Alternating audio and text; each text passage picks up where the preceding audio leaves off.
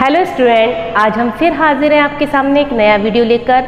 आज के हमारे वीडियो का टॉपिक है भ्रांतिमान अलंकार। आज हम भ्रांतिमान अलंकार पढ़ेंगे, इसके साथ ही हम संदेह अलंकार के बारे में भी जानेंगे, उसके उदाहरण देखेंगे और भ्रांतिमान और संदेह अलंकार में क्या अंतर है, इनमें क्या डिफरेंस है, ये भी हम देखेंगे। बहुत से उदाहरण देखकर हम ये समझ नहीं पाते कि यहाँ पर भ्रांतिमान अलंकार है अथवा संदेह अलंकार है, तो इन दोनों में जो अंतर है उस अंतर को भी आज हम समझेंगे।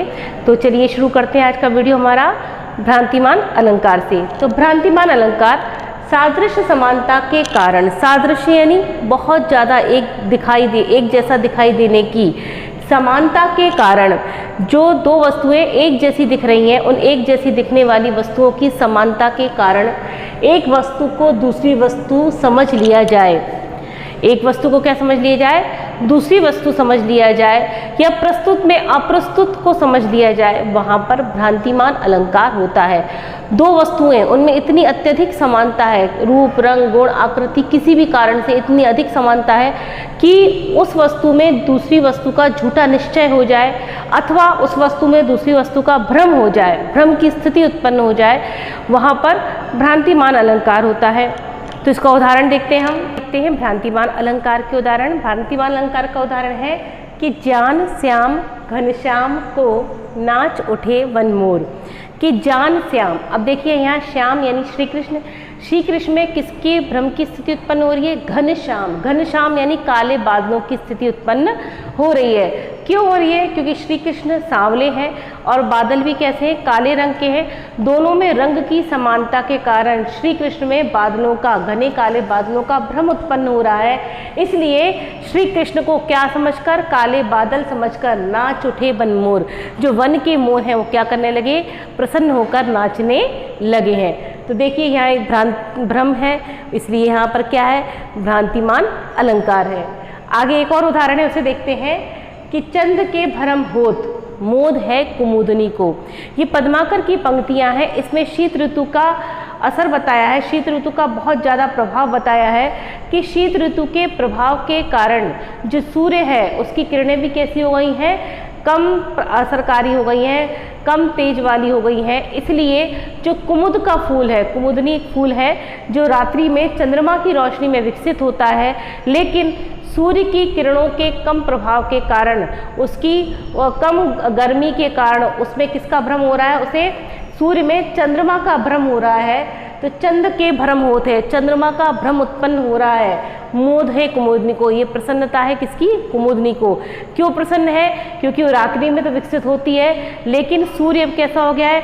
कम गर्मी देने वाला हो गया है। उसे देखकर ऐसा लगता है कि ये तो चंद्रमा है जो दिन में भी निकल रहा है, इसलिए कुमुदनी का जो फूल है वो दिन में भी विकसित हो रहा है। दिन में भी विकसित हो रहा है यानी दिन में भी खिल रहा है। आगे एक और उदाहरण है कि नाक का मोती अधर की कांति से, बीज दाड़िम का समझकर भ्रांति से, देखकर सहसा हुआ शुक मौन है, सोचता है अन्य शुक यह कौन है। अब यहाँ पर एक नायिका, उसकी सुंदरता, उसके नाक की आकृति, उसने नाक में जो मोती पहन रखा है उसका वर्णन और उसके होठों की जो कांति है इनका वर्णन किया गया है कि नाक का मोती अधर की कांति से। नायिका ने जो नाक में मोती पहन रखा है, नायिका की जो नाक है वो एकदम नुकीली सी है, उसने नाक में जो मोती पहन रखा है, तो अधर की कांति, अधर यानी होठों की कांति से, होठों की चमक से, बीज दाड़िम का समझकर, दाड़िम यानी अनार का, क्या समझ लिया? उसमें किसका भ्रम उत्पन्न हो गया है? दाड़िम के बीज का भ्रम उत्पन्न हो गया है। तो बीज दाड़िम का समझकर भ्रांति से यानी भ्रम पूर्वक, देखकर सहसा हुआ शुक मौन है। अब अचानक देखकर कि ये दूसरा शुक कौन है, दूसरा तोता कौन है, जो तोता है वो कैसा हो गया है? मौन हो गया है। शुक का मतलब होता है तोता। सोचता है अन्य शुक यह कौन है, वो विचार कर रहा है कि ये दूसरा तोता यहाँ पर कौन आ गया है। तो देखिए नायिका की जो नाक है वो एकदम नुकीली बताई गई है, उसमें भ्रम हो रहा है तोते की चोंच का। जो उसने नाक में मोती पहना है उस मोती में भ्रम हो रहा है दाड़िम के बीज का, और अधर की कांति जो उसकी पड़ रही है, ये सब भ्रम की स्थिति उत्पन्न कर रहे हैं। तो ये कौन सा अलंकार हुआ? ये हमारा भ्रांतिमान अलंकार हुआ। इसके बाद हम देखते हैं संदेह अलंकार को।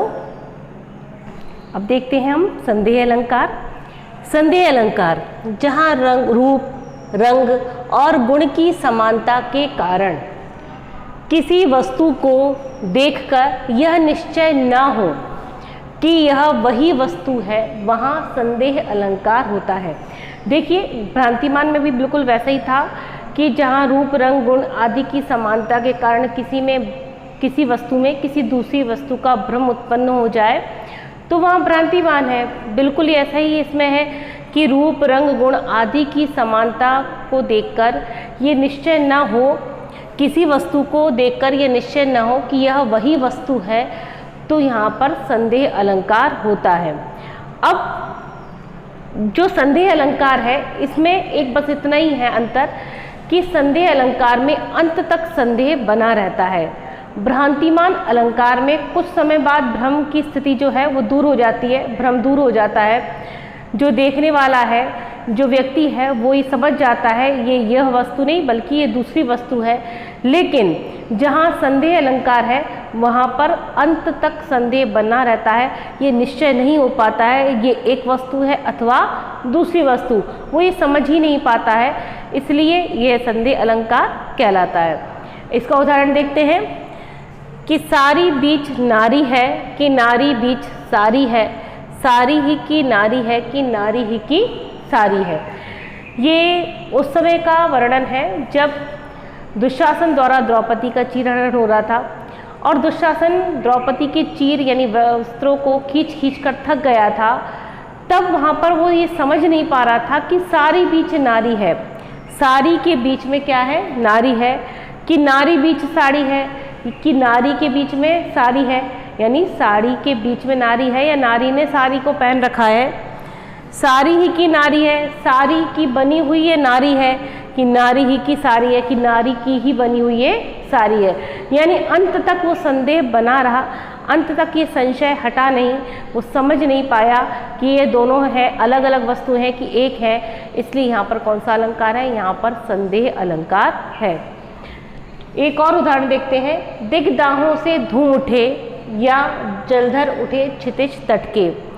अब देखिए, गर्मी की अत्यधिक, यहाँ पर अत्यधिक गर्मी का वर्णन किया गया है कि बहुत ज़्यादा गर्मी पड़ रही है, वर्षा हुई नहीं है।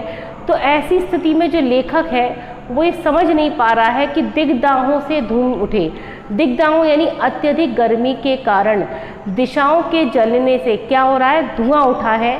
तो दिग्दाहों यानी दिशाओं के जलने से धूम उठे यानी धुआं उठा है, अथवा या जलधर उठे, जलधर यानी बादल उठे आए हैं, घिर आए हैं क्षितिज तट के। क्षितिज तट के यानी क्षितिज के किनारे पर। अब यहाँ पर बहुत ज़्यादा भ्रम की स्थिति है, मतलब संदेह की स्थिति बनी हुई है कि बहुत ज़्यादा गर्मी पड़ गई है। अब गर्मी के बाद जो बादल घिर आए हैं, उन बादलों के घिरने के कारण जो संदेह बना है, तो संदेह परेशान कर रहा है लेखक को, समझ नहीं पा रहा है कि दिशाओं के जलने से धुआं उठा है अथवा ये वाकई में क्या है, बादल घिरकर आ गए हैं क्षितिज पर। तो यहाँ संदेह बना हुआ है। आगे और उदाहरण देखते हैं हम इनके अन्य उदाहरण देखते हैं हम कि तुम हो अखिल विश्व में, या यह अखिल विश्व तुम में है, अथवा अखिल विश्व तुम एक। अब देखिए यहाँ पर भ्रम, संदेह की स्थिति है, भ्रम है। कैसा भ्रम है कि यहाँ पर समझ नहीं पा रहा है व्यक्ति कि तुम हो अखिल विश्व में, कि भगवान को देखकर यहाँ पर ये निश्चय नहीं हो पा रहा है कि तुम अखिल विश्व, अखिल यानी संपूर्ण विश्व में हो, या यह अखिल विश्व तुम में है, या ये संपूर्ण जो संसार है यही क्या है, तुम में है। भगवान के विराट स्वरूप को देखकर यह निश्चय नहीं कर पा रहे हैं कि तुम अखिल विश्व में, संपूर्ण विश्व में समाये हुए हो, अथवा यह संपूर्ण विश्व ही क्या है, तुम में है, समाया है, अथवा अखिल विश्व तुम एक, अथवा ये सारा विश्व, ये संपूर्ण विश्व और तुम एक ही हो, दोनों अलग अलग नहीं है। तो यहाँ पर अंत तक संदेह की स्थिति है, अंत तक ये समझ नहीं पाए हैं कि भगवान और विश्व एक है, अथवा भगवान में विश्व समाया है या समस्त विश्व में भगवान है।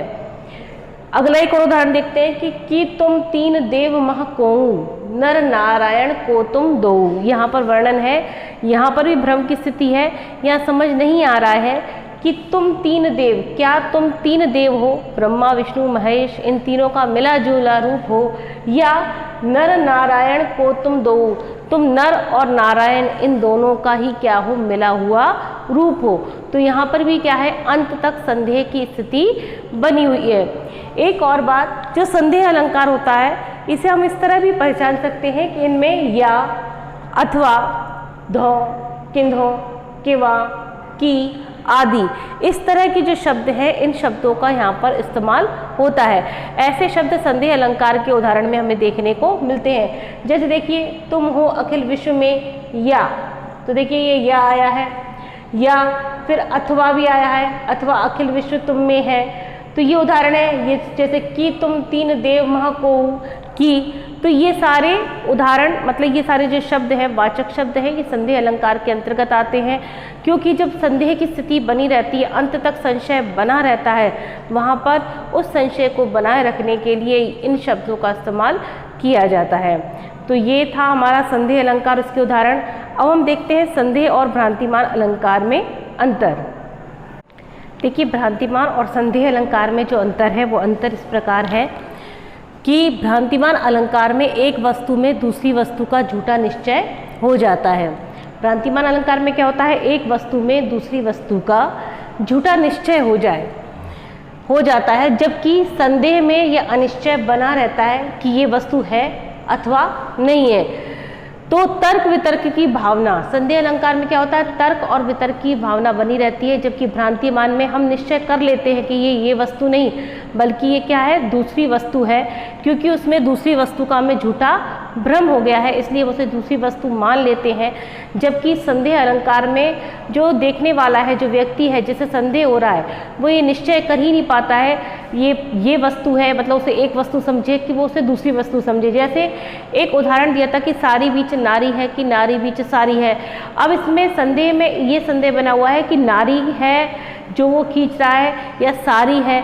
इसमें स्थिति भ्रम की किस प्रकार बना है, अनिश्चय बना ही रहा है कि नारी है या सारी है, कि सारी की नारी बनी हुई है या नारी की सारी बनी हुई है। तो अंत तक इसमें अनिश्चय बना रहता है, ये समझ में नहीं आता है, तो वहाँ पर संदेह अलंकार होता है। और भ्रांतिमान में ये भ्रम हो जाता है और कुछ समय बाद ये भ्रम दूर भी हो जाता है कि ये वस्तु नहीं बल्कि दूसरी है। हम उसमें भ्रम की स्थिति पैदा कर लेते हैं, हम उसे भ्रम पूर्वक उसको दूसरी वस्तु मान लेते हैं। तो आज का हमारा वीडियो था भ्रांतिमान अलंकार और संदेह अलंकार के ऊपर। आशा है आपको आज का वीडियो समझ में आया होगा। जय हिंद।